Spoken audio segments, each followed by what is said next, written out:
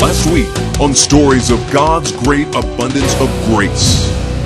Last week we learned Kathryn Fukusawa, now an assistant manager at Goodwill in Sacramento, owned and operated a successful interior design business in Houston, Texas.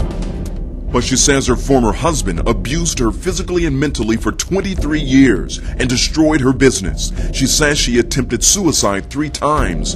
And now, the conclusion. I overdosed and took the whole bottle of sleeping pills, thinking that that was my way out as far as being here physically.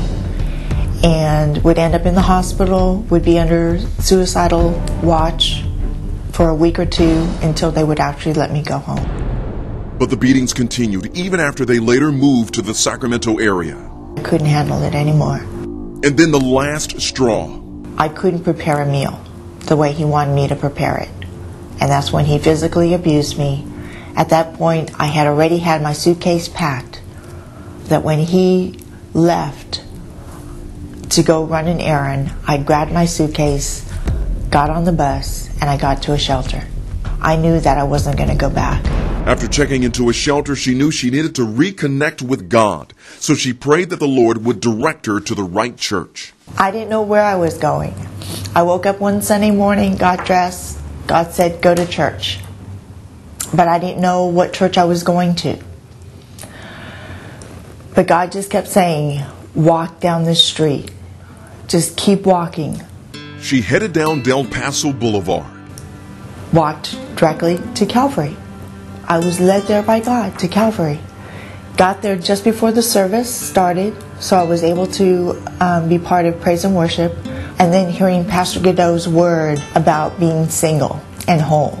And that just said, this is where I need to be. She is also reconnected with her 4 lovely children. And she's an inspiration to homeless women, especially at the Women's Empowerment Organization. Kathryn has, in equal measure, given back to the people and the places that helped her transition from where she was to where she is. And she keeps her focus on where she wants to be. As assistant manager at Goodwill, the workers are inspired too. Coming from what happened to her in the past, it's really interesting how she got to where she was today. And I think God really blessed her with life and that she was able to get through all that.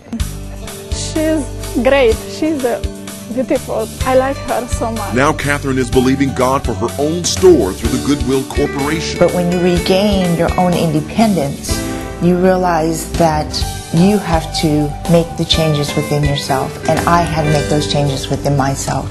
And I had to come to realize that my transformation had to come from me and God. And that this was my opportunity to be blessed and to bless others.